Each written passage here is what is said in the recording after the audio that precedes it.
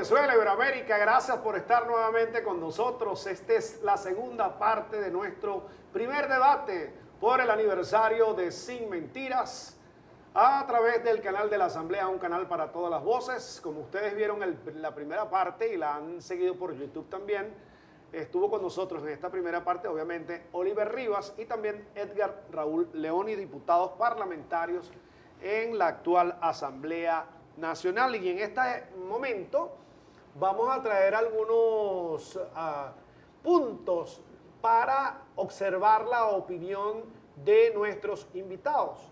Son unos puntos que quizá pudieran ser álgidos para algunos, pero que yo sé que los diputados manejan y ustedes deberían tener en cada uno de esos aspectos las perspectivas de cada uno. A ver, me voy a meter con un problema ya directo, que es la confrontación militar, la guerra pues que hay en Europa, y se dice es Rusia contra la OTAN, no es Rusia contra Ucrania.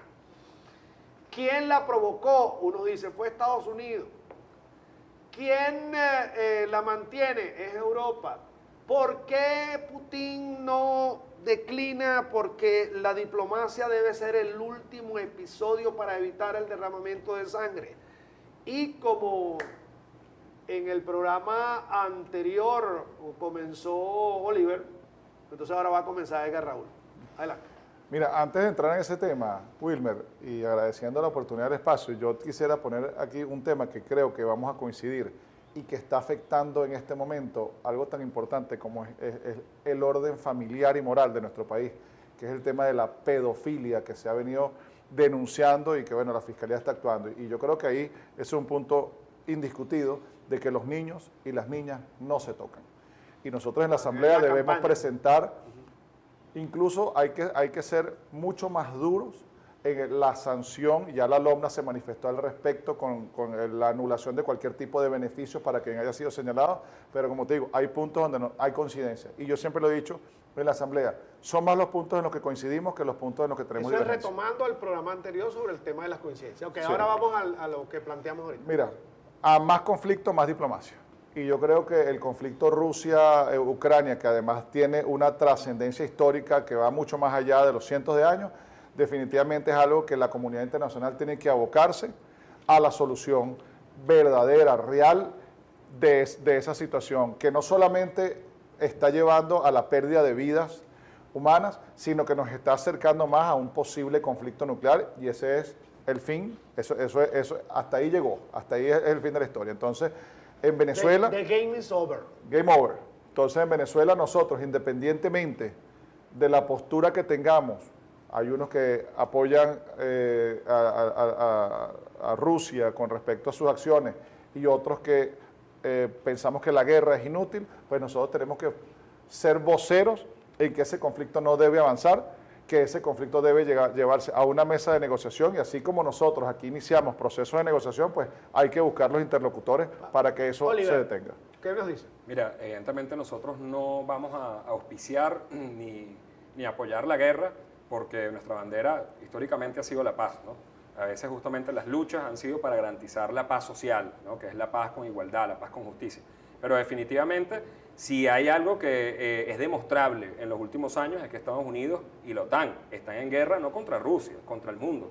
La OTAN invadió Afganistán, Estados Unidos liderando fundamentalmente.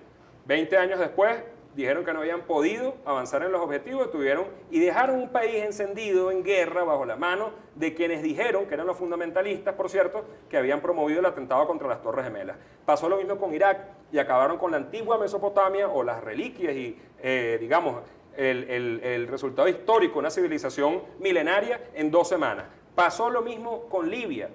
Y por cierto, habían dicho que había armas de destrucción masiva, después se demostró que en ninguno de los 2 casos había armas de destrucción masiva.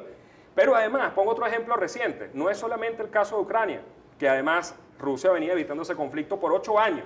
Por 8 años fue ofendida, atacada, asediada, eliminada físicamente la población rusa en Ucrania, y el gobierno ruso estuvo tratando de evitar ese conflicto hasta un punto, bueno, de inflexión.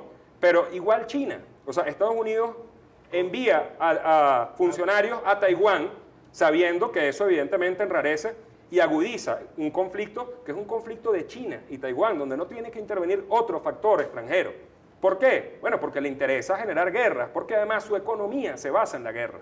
Entonces yo creo que una actitud, por supuesto, es procurar los medios diplomáticos para la resolución de los conflictos, pero la otra también es un asunto de sobrevivencia. Yo creo que la Federación Rusa no está en posición de ceder ni un centímetro más de su territorio, incluso no está en posición por la humanidad, porque quienes promovieron el conflicto desde Ucrania son fuerzas que levantan banderas del nazismo, del fascismo en Europa, y que incluso ven a Rusia como heredera. Mira, no vamos a poder resolver esto por la vía diplomática, ¿cómo es la cosa? A mí me gusta llegar a un punto inclusive mucho más pragmático y volver a traer el tema Venezuela, que es lo que le interesa sobre todo a los televidentes. Muchos de los televidentes, el conflicto de Rusia, por supuesto que puede tener cierto interés por las repercusiones que puede tener a futuro, pero en Venezuela la realidad termina siendo esta. Los intereses de los televidentes no lo puedes decir tú. No, claro. Pero ¿cómo lo vas a decir tú? Claro que por sí. el bendito amor de Wilmer, Dios. por la sencilla razón de que los problemas de los venezolanos los debemos resolver los venezolanos. No, espérate un momentico, Claro. ya va, no, parlamentario, ya va, espérate un momentico. Llegó la hora de decir mentiras. ¿Cómo es la cosa que me vas a decir que todos los problemas del mundo son problemas del país? No son problemas del país. No son problemas del país. Lo que está ocurriendo en Europa no es un problema de Venezuela O no también. nos afecta. No, Por ejemplo, el o sea, incremento de los precios de insumos como el trigo. Fíjate algo, que ha crecido Oliver, el precio del trigo más de 30% en el último año, producto de ese Pero fíjate conflicto algo, bélico. es una oportunidad que lamentablemente no la estamos, y debo ser enfático en el lamentable, no se está aprovechando en Venezuela. Es otra cosa. Existe ahorita un mercado y estamos a las puertas de una hambruna mundial y nosotros tenemos 1 millón de kilómetros cuadrados con una alta productividad. Donde el barril de petróleo volvió a subir de 40 dólares que estamos en los 100. Entonces, ¿Sabes por qué volvió a subir? Porque el gobierno venezolano y además la OPEP Plus procuraron recortes de la producción para defender el precio del petróleo. Eso fue una política atacada por Estados Unidos. Eso es un logro del gobierno venezolano. Y hay ¿Qué otra cosa estamos aprovechando? Recibimos a los funcionarios que envió el gobierno estadounidense que requiere energía, combustible, ¿verdad? Porque obviamente hay una crisis de combustible en el mundo que provocó esa guerra en Europa. ¿Y a quién está buscando? Al eje del mal en Latinoamérica, la dictadura madurista. Lo que quiere decir que hay mucho pragmatismo en la política. Pues entonces cuando yo requiero combustible, y en la política internacional si hubiéramos sido dogmáticos, absolutamente dogmáticos y fundamentalistas, no los recibimos. Pero ¿sabes qué? Que primero está el país. Por eso el presidente Moro tiene la vocación de diálogo, incluso con esos que son nuestros enemigos prácticamente antagónicos porque nos declararon la guerra a ellos a nosotros, no por nosotros, que somos gente de paz. Entonces, aprovechándolo estamos. Ahora, sí tenemos que generar conciencia internacional en el mundo de que estamos en puertas de una guerra nuclear, precisamente porque hay una fuerza que está descontrolada y que está desconociendo cualquier legalidad. Las sanciones a más de 38 pueblos desconocen el derecho internacional público. Que hacer el corte. Tú eres profesor de Derecho Internacional Público. Tengo que hacer el corte porque hay elementos de allí, con este tema de la diáspora, inducida o no voy a entrar en esa discusión. Pero es una realidad. Es una realidad. Pero por eso te digo, diputado Edgar Raúl Leoni, que uno cuando tiene familia en Europa, tiene familia en Alemania, tiene familia en Rusia, ¿cómo no van a hacer intereses de nosotros? ¿No? Hay intereses en todos lados. Pues, un elemento allí en la crítica para seguir debatiendo. Vamos a seguir conversando porque vienen elementos más agudos. A ver, ¿cuál es la posición? Porque la gente también quiere ver gobierno y oposición. ¿Cómo avanzamos en esto? ¿Y cómo sacudimos esos elementos perturbadores? Fastidiados esos pocos perturbadores, Edgar Raúl. No dejan hacer oposición, pero no dejan hacer gobierno tampoco. Ya venimos.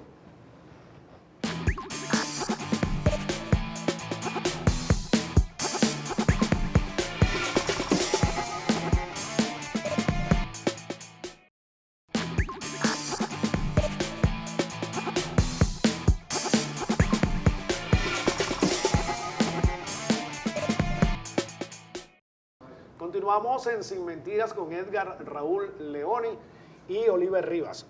Hay un elemento también que puede ser álgido, pero uno siempre tiene que escuchar a las partes parlamentarias, los legisladores en este sentido, y ustedes que son profesores, en fin, luchadores sociales. El exequivo de King Evan, vamos a empezar por Edgar Raúl. Bueno, ese es otro punto, así como Yulimar, yo creo que el exequivo es uno de esos puntos donde nadie puede discutir que nosotros, el Esequibo nos pertenece a Venezuela y que nosotros debemos acudir a todas las instancias internacionales y defender el derecho de la patria de recuperar un territorio que durante más de 100 años se nos ha negado el acceso. Y eso es parte de esas políticas internacionales. Acuérdate que todo lo que tiene que ver con el Esequibo, que le otorgó el momentáneo apoderamiento de ese territorio a la Guyana, pues tuvo grandes defectos de forma, ahí hubo grandes vicios en los procedimientos y nosotros pues nos corresponde rescatarlo porque ese es nuestro derecho histórico. Y ahí, como te digo, hay puntos de coincidencia, pues el Esequibo es una de esas banderas que cualquier venezolano, de la tendencia que sea, va a levantar su bandera. Ahora, Oliver, por supuesto tu opinión con respecto al tema, pero ¿no observas que en periodos diferentes, por ejemplo, anterior al 98 y en esto, se haya hecho lo suficiente o la fortaleza importante para avanzar en ese tema? Yo creo que antes del 98 muy poco. Creo que antes del 98 más, creo que parte de lo que genera la rebelión del 4 de febrero del 92 tiene que ver justamente con la entrega del territorio, no solo del Esequibo, sino además en la frontera con Colombia, ¿no? El caso del Golfo, por ejemplo, que fue un tema sumamente polémico en el momento, denunciado y que tuvo repercusión dentro de las Fuerzas Armadas nacionalistas que rechazaron toda la gestión de por lo menos los dos últimos gobiernos, es decir, Carlos Andrés Pérez. Bueno, sin embargo, déjeme meter ahí, por ejemplo, el caso Caldas, donde hubo una respuesta contundente del Estado venezolano en la defensa del territorio. Ahora, ¿qué te digo? Que creo que ha sido un acierto, ¿no? Y que nos permite justamente sentarnos en una mesa y poder encontrarnos. Bueno, que el liderazgo nacional que representa el gobierno dijo, bueno, yo tengo un programa mínimo para este momento para poder establecer condiciones de diálogo. ¿Con quiénes podemos dialogar? Podemos dialogar con la gente que rechace la afrenta en estos momentos que pretende arrebatarnos la Guyana Esequiba. Podemos sentarnos con quienes rechacen las sanciones unilaterales contra el país, contra la patria y sobre todo contra el pueblo venezolano. Más de 40.000 personas pudieron haber muerto producto de la carestía que generó esas medidas, ¿no? Que para mí nunca va a ser un tema banalizable. No, bueno, no siempre se puede hablar, siempre hay que hablar de eso, porque es un elemento determinante. Condicionante es mucho, pero determinante de la realidad económica es ese. Podemos sentarnos con esa gente, por eso estamos sentados aquí. Ahora, podemos sentarnos sin embargo, con quienes tenemos una realidad, responsabilidad, siguen promoviendo la violencia. Tenemos una realidad hoy en día un gobierno que es paralelo. la invasión de grupos irregulares en el arco minero. Eso también es parte de la defensa del territorio nacional y eso es una verdad a voces. Esa la sabemos internamente y se sabe a nivel mundial. Entonces yo creo que debe haber una respuesta mucho más contundente con respecto a la protección, primero, de los recursos naturales. Esta es una sola tierra la que tenemos. Segundo, que cualquier extracción que se haya ahí, que se haga en esa zona de material, como le dicen ahora, material estratégico, pues que sea en beneficio del pueblo venezolano. Entonces, yo estoy de acuerdo en la defensa del territorio, en todas las áreas, no en una en particular, en todas las áreas. Que si vamos a entregar lotes de tierra para la explotación, perfecto, que se haga de manera organizada, que se haga de manera donde el trabajador no sea explotado, que se haga de manera donde verdaderamente produzca un beneficio para la familia venezolana. Casi socialista. Bueno, es que Acción Democrática es un partido de centroizquierda. Acción Democrática es un partido de centroizquierda. Pero con grandes contradicciones históricas. De todos modos, hablando de lo que nos toca ahorita, que tiene que ver justamente con la seguridad y la defensa de la soberanía nacional. No creo. Pero fíjate, por ejemplo, interesante el tema de las minas, porque nosotros heredamos una realidad de las minas que tiene que ver con prostitución, con venta de drogas, es decir, todo lo que funciona a través de la minería. Pero en 21 años y el no se ha hecho nada. No, por el contrario. ¿Sabes cuál es la única diferencia? ¿Es ponerle más leña al fuego, decir que no se ha hecho nada? No, pero que además no es cierto. Pero es que hoy en día existe prostitución y en el sur existe un ingreso que queda al Estado. En el sur del Estado Bolívar. No, eso siempre funcionó. Aquí se denunciaban. En el sur del Orinoco. Cualquier cantidad de la moneda de curso legal. No quedaba nada en el país. No es el dólar, no es el peso colombiano, no es el euro. Son lo que llaman las gramas de oro. Ahora, esa es la moneda de curso. Pasando de las minas. Termina de ahí, pero no sería un detalle a la oposición. No sé, lo estoy diciendo desde el centro. Aquí créanme que decir. No es un detalle a la oposición. Dice, bueno, el gobierno construyó 4 millones, pero debió construir 17 millones. Sí, eso es, yo creo, es parte de una narrativa donde tú dices, no, pero eso está muy lejos del mundo ideal. Pero cuando tú eras gobierno, y no será parte del gobierno, mira, y no será parte del gobierno decir, nosotros lo hicimos primero, no, es que Caricuao lo construyó Acción Democrática. La autopista Vallecoche, la Francisco Miranda, la Cota Mil, la Puerto Cabello Valencia. Pero ahora te digo, ¿no? Que con respecto a la defensa del territorio, una cosa importante que hay que reivindicar es la política de persecución a grupos irregulares dentro del territorio que ha declarado nuestra Fuerza Armada Nacional Bolivariana, incluso grupos con los que pretendieron relacionar al gobierno venezolano porque ofreció su buena fe, ¿no? Su facilitación para el diálogo de paz en la hermana Colombia, que evidentemente nos afecta, porque esos grupos se desplazan hasta acá porque ahí hay una guerra que no han podido contener, que no pudieron evitar, primero que nada, cosa que obviamente aquí sí se logró en los últimos años, y hay que decirlo, quienes han estado dando la cara ha sido desde la dirigencia de la Fuerza Armada Nacional Bolivariana, de sus componentes militares, hasta la reserva, incluida la milicia, y son gente que ha puesto la vida, porque muchos de esos territorios son territorios minados, la frontera es un territorio, sobre todo que se ha pretendido extender, exportar la guerra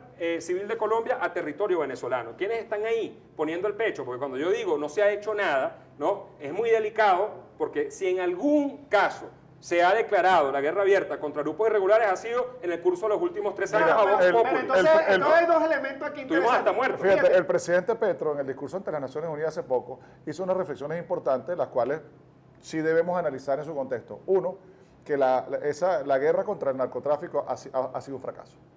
Es una realidad. Ha sido un fracaso. Impulsada por Estados Unidos. Y es una política americana. Bueno, los americanos han cometido una gran cantidad de errores en América Latina y siempre nos han considerado el patio trasero, y por eso es que en América Latina tenemos grandes distribuciones sociales. Nosotros somos americanos, por cierto, somos americanos. Nosotros somos americanos. Exacto. Eso, tenemos estadounidenses. ahí hay un tema semántico. No, pero no es semántico, es semiótico, ¿no? Por eso de que América para los americanos, pero se referían a ellos. No, para nosotros la patria es América. Ahora, para no quedarnos en eso, efectivamente ha sido un fracaso porque el objetivo fundamental no era acabar con la venta de drogas que controló Estados Unidos a través de la DEA, a través de las fuerzas que intervinieron, sino instalar además 9 bases militares. Nosotros tenemos 9 bases militares funcionando. Desde la frontera, desde Puerto Bolívar, en Apure, tú te asomas y ves la base norteamericana enfrente. Pero volviendo al discurso del presidente Petro, juntos tenemos que exigir el retiro de esa base norteamericana. Volviendo al discurso del presidente Petro, no solamente ha sido un fracaso la política internacional americana en Colombia y de los gobiernos colombianos,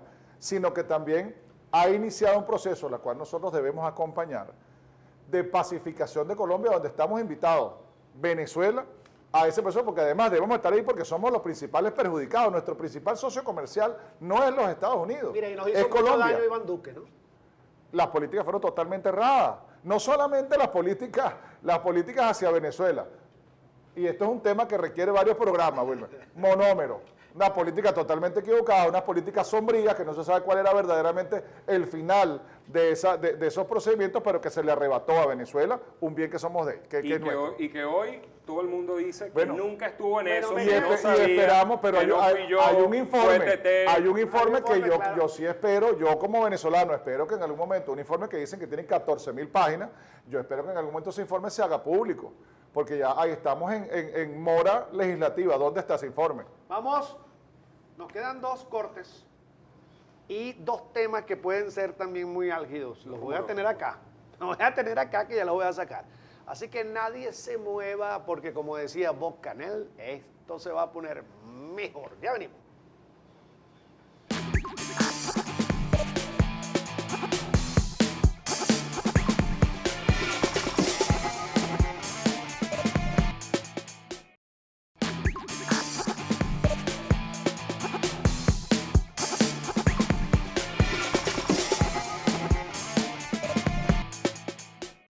Continuamos en Sin Mentiras y el programa anterior y este programa ha llegado porque nos está apoyando la alcaldía del municipio Vargas, donde está el coronel José Manuel Suárez, trabajador diario duro, pero duro trabaja, ¿viste? No es lisonja ni porque te da un patrocinio. ¿Tú sabes qué? Mira esto, mira el lujo que nos estamos dando aquí. Si tú no trabajas, no puedes patrocinar el programa. Así. Vamos a arriesgarme yo a eso, a decir que el hombre trabaja y no trabaja. No, yo tengo 35 años en esto, por lo que sea que esté patrocinando. No, señor. Vea lo que está haciendo en Vargas, que Suárez está resolviendo. Igualmente está haciendo un trabajo importante Freddy Rodríguez, allá en la alcaldía del municipio Ambrosio Plaza. Es la segunda gestión, abogado, y está llevando adelante un trabajo importante en materia vial, en materia de restauración de los diferentes sectores de Guarena. Guarena se levanta. Y en la alcaldía del municipio Pedro Saraza, él comenzó como independiente, ahora está en el Gran Polo Patriótico. Carlos Castillo Cancha, trabajando de la mano también con el gobernador, están demostrando que se puede hacer gestión sin necesariamente contraponerse políticamente, sino están trabajando en forma conjunta por el municipio de Pedro Saraza. Así que el anterior programa y este es presentado por ellos. Bien, hay un elemento que siempre entra en contradicciones ideológicas, políticas, toca fibra, porque también entendemos que hay que defender posturas en un momento determinado, como en el caso de Cuba. En el caso de Cuba, Edgar Raúl y Oliver, las sanciones no han servido para nada, no han doblegado a un gobierno, han doblegado. Quizás el pueblo de Cuba está pidiendo algunas reformas, está pidiendo avances sociales, mayores libertades, pero yo quiero ahora la opinión de ustedes dos en relación a esto. Comenzamos con Oliver. Mira, efectivamente el pueblo cubano ha sido un pueblo muy digno, de una alta conciencia. Eso no quiere decir que las sanciones no hayan hecho un profundo daño.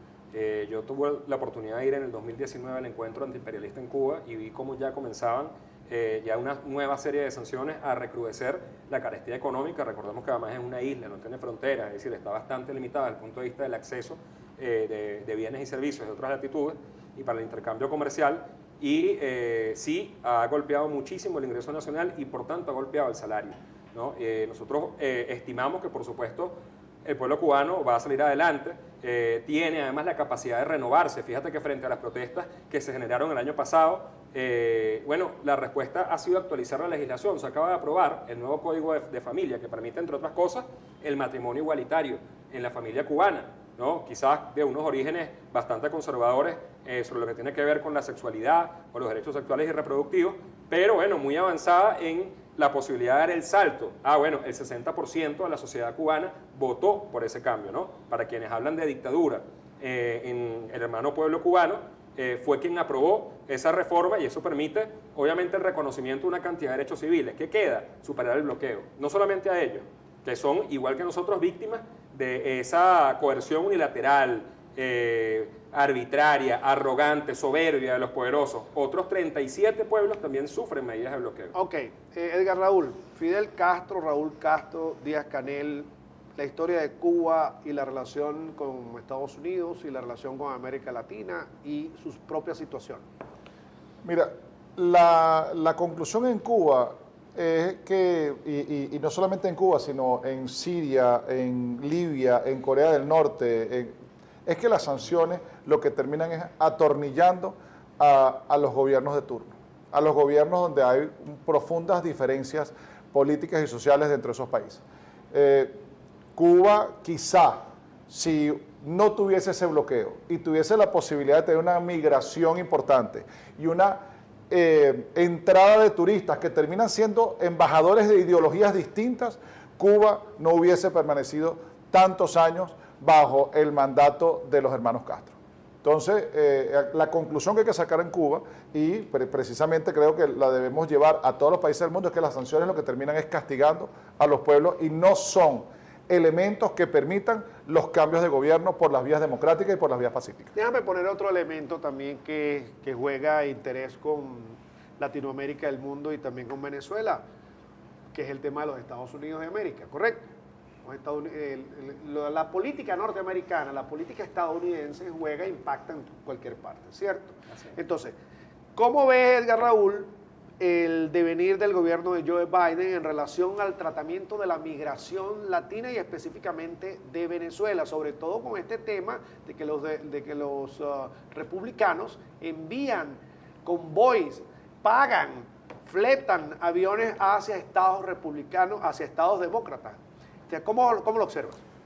La política americana está pasando por su peor momento en la historia, porque además las diferencias que tienen a veces son irreconciliables.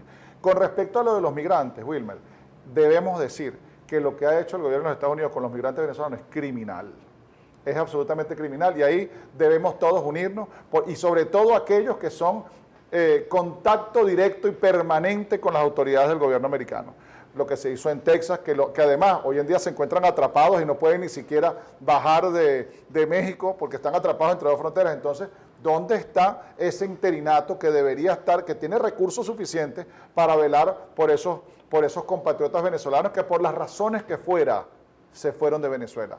Entonces, lo que ha hecho el gobierno americano definitivamente nos debe llevar a una profunda reflexión en que nosotros debemos velar es por nosotros mismos y que el gobierno americano debe cada vez menos inmiscuirse en las políticas internas de los países y sobre todo en el caso venezolano. Oliver, ¿qué nos aportas en ese sentido? Mira, a mí lo que me parece que hay que estudiar a profundidad y ponerlo ante la opinión pública nacional y mundial es cómo está funcionando la migración como un fenómeno de aprovechamiento económico de algunos grupos en el continente.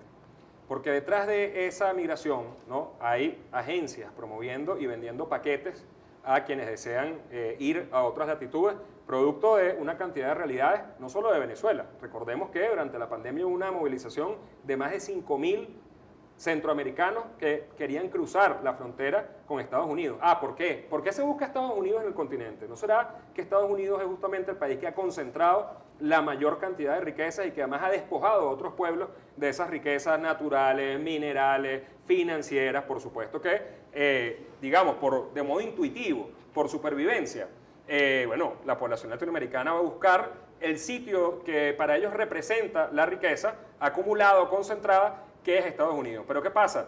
Que además se promueve por los medios de comunicación, se resaltan, digamos, las realidades materiales, los desafíos materiales, que no los negamos, porque además son venezolanos y venezolanas, muchos son familiares nuestros. Pero no hay la izquierda, Ahora, esta parte de la izquierda, espérate que hay una pregunta ahí sobre el tema de Latinoamérica, porque hay una parte de la izquierda que es recurrente en su queja de que el culpable es el otro. El culpable es Estados Unidos, no soy yo, no es Latinoamérica. El culpable es la desinformación, Wilmer. Y te digo algo, y hay un punto en común que, fíjate, sea el partido de gobierno, sea las distintas oposiciones, nosotros deberíamos aquí conformar un grupo donde llamemos precisamente al castigo de esos grupos, de esas asociaciones delincuenciales que lo que buscan es aprovecharse del débil, del ciudadano que se va buscando lo que sea, buscando un mejor vivir, buscando huir de la inseguridad, cual sea la razón. Pero nosotros debemos, esos son esos puntos comunes donde no hay discusión y debemos entonces aprovechar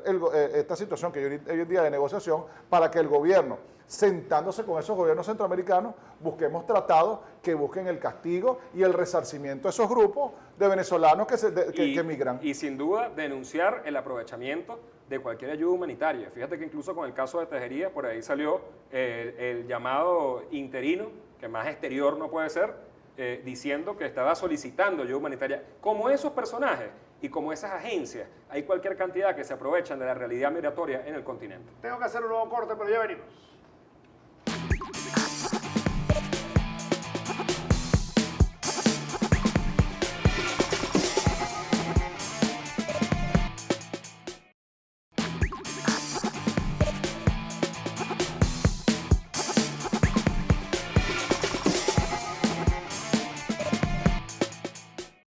Continuamos en Sin Mentiras con los diputados invitados en esta segunda parte de nuestro programa, un programa especial para traer diferentes visiones en el mismo espacio de Edgar Raúl Leoni y Oliver Rivas. Vamos a poner otro elemento, caso Nicaragua, chico. Yo no sé cómo podemos abordar el caso nicaragüense. Dice que hay mucha persecución de la oposición. Dicen que la Iglesia Católica se estuvo inmiscuyendo en temas políticos que no debió quitarse la sotana. Y voy a empezar con Edgar Raúl. Sí, bueno, Nicaragua, hay que decir que es lamentable lo que está sucediendo porque sí existe un ataque sistemático contra todo aquel que pretenda generar una voz de opinión, una voz de crítica contra el gobierno. Y ahí, por ejemplo, ahí hay que hacer el llamado a la Santa Sede. La Santa Sede ya se pronunció, pero debe haber un llamado todavía más activo porque no es justo que un cura un párroco, por el hecho de decir la palabra y emitir una opinión, como lo puede hacer, pues entonces que vaya preso, que sea condenado por delitos de opinión. Entonces, sí es importante lo que está ocurriendo ahí y debe haber un consenso latinoamericano en torno a la denuncia y a la rectificación por parte del gobierno de esa... Oliver.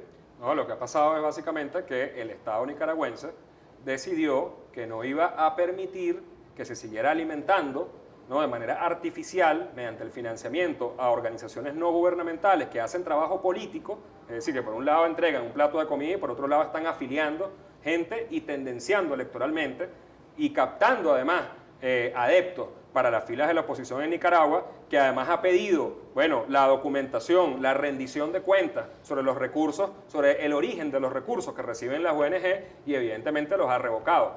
Que detrás de eso una cantidad de actores políticos que creen que tienen que defender eso, porque además es su manera de poder permear en la sociedad nicaragüense.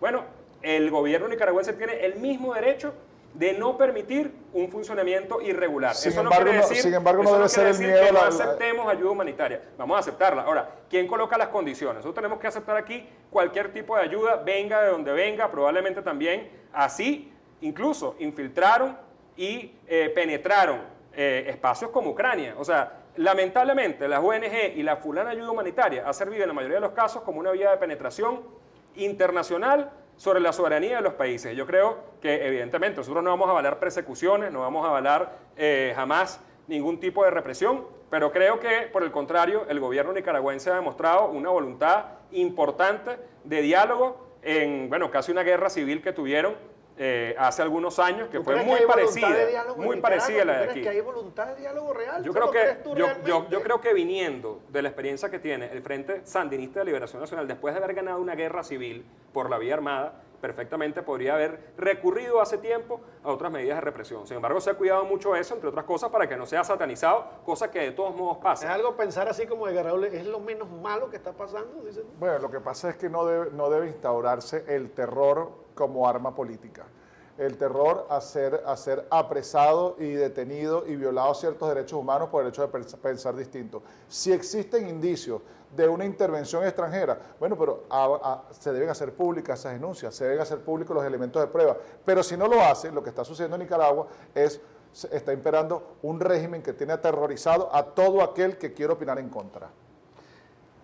Hay otro elemento que viene, que pudiera ser, digamos, otra vez para, ¿sabe?, darle balance. Ya ustedes están escuchando una posición y la otra.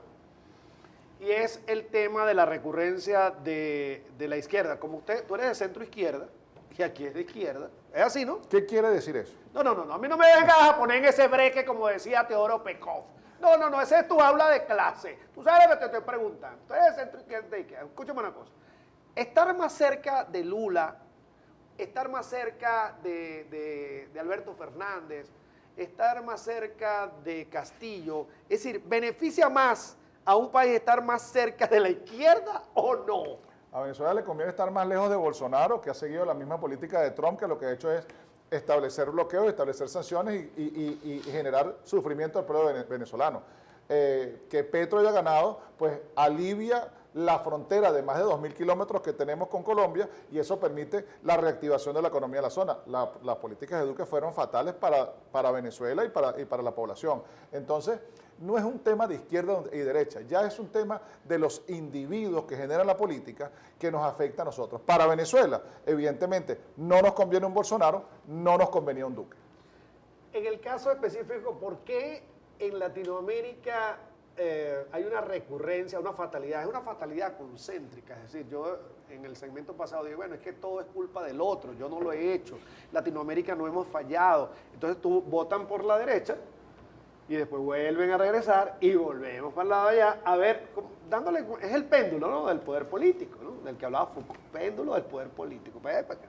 Ajá, ¿y qué pasa si fracasa Petro en Colombia? Porque además, yo supongo que el equipo de Petro sabía que la mitad del país que había votado en contra, más todos los medios de comunicación, le iban a hacer oposición ruda y directa. Lo que creo es que se adelantaron mucho.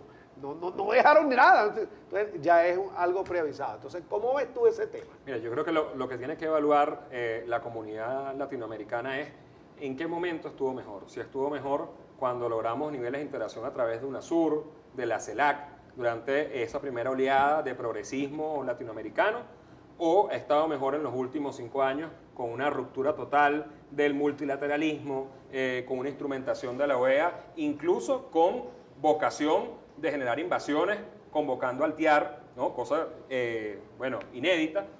Y evidentemente es claro que el resultado de los últimos años, en esa ruptura que generaron las oligarquías latinoamericanas en esos países, ¿no?, bueno, ha sido muy negativa para todos los países de la región. Y evidentemente por eso también hay una esperanza, una expectativa muy grande que se manifestó en Colombia y se puede manifestar también en Brasil, de ver cómo esos gobiernos, ¿no? Por los que van a votar, bueno, funcionan como un puente para la integración latinoamericana. Yo estoy seguro, convencido de que es así, y que definitivamente es lo que se va a imponer, es lo que exige el mundo, sensatamente es lo que exige el mundo, pero además no solamente desde el punto de vista económico, no solamente un problema de flujo comercial en las fronteras de un país a otro, porque eso puede beneficiar a algunos sectores poderosamente, económicamente poderosos y no a los pueblos, eso ya ha pasado. Ahora, se trata también de ver cómo tenemos un proyecto social común que garantice que esa riqueza se traduzca en mayor crecimiento y menor desigualdad, porque si hay algo cierto es que hay un modelo que fracasó, que ha permitido que en todo el mundo el 1% de la población concentre el 50% de la riqueza. Y por cierto, nosotros somos de los excluidos, o sea, África, Asia y América Latina han sido de los países despojados. No solamente, tengo que hacer el corte, pero como el bisturí periodístico da para eso, Oliver expresó allí algo que me refiere al embajador Benedetti, donde tú sabes que él habla de plata, intercambio comercial. Y no basta nada más el dinero, ¿no? Es necesario otras cosas. Pero me queda un segmento para cerrar los dos programas y ahora vamos a hablar de Venezuela. Necesidades históricas, la coyuntura política. Preparen entonces su discurso. Fíjense como lo estoy haciendo. Tenemos que hacerlo en un segmento. No vamos a resolver el problema nacional, pero algo queda en el aporte y como claro esto sí. queda grabado. ¡Ya venimos!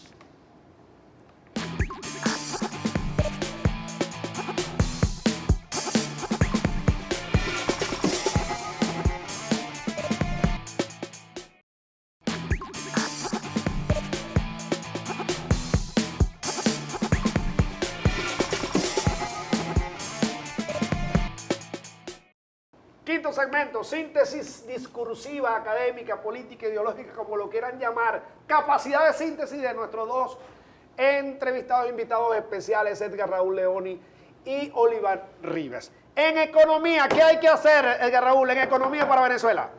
Hay que establecer reglas claras y hay que definitivamente irnos a una apertura económica que permita la inversión extranjera, porque la inversión extranjera es lo que es un tren, donde la inversión extranjera te va a permitir tener mejores salarios y te va a permitir resolver mayores aspectos de la vida que está azotando a los venezolanos. Oliver. Evidentemente tenemos que potenciar nuestro enorme poder productivo, ¿no? Nuestra capacidad productiva para el autoabastecimiento y la resolución de necesidades concretas de los venezolanos y las venezolanas, primero que nada, ¿no? Y bueno, nosotros de hecho lo venimos haciendo, el impulso a los emprendimientos y todas las iniciativas económicas. Se trata de diversificar la economía para que no dependamos históricamente, eternamente de la renta petrolera. Relaciones políticas y diplomáticas con Estados Unidos de América. Mire, nosotros siempre hemos tenido la puerta abierta al diálogo. Creo que pasa con Estados Unidos lo que puede pasar con algunos poderes económicos, que es, bueno, que tenemos que relacionarnos de una forma equitativa, igualitaria, justa. Eso que llaman los chinos ganar-ganar, ¿sí? Es decir, condicionarlo a eso porque evidentemente nosotros tampoco estamos dispuestos a perder en una relación de sometimiento. Edgar Raúl. Bueno, los Estados Unidos tienen que abrir además el compás de conversaciones y no solamente con un grupo que tiene unos intereses particulares.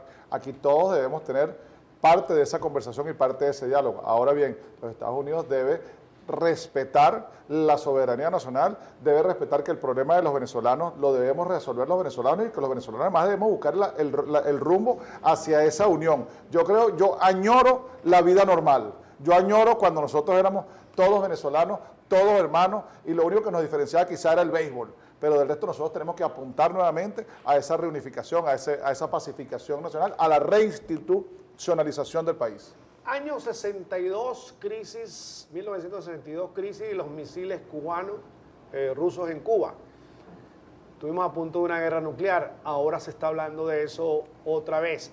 ¿Qué hay que hacer, Edgar Raúl, para detener la guerra en Ucrania?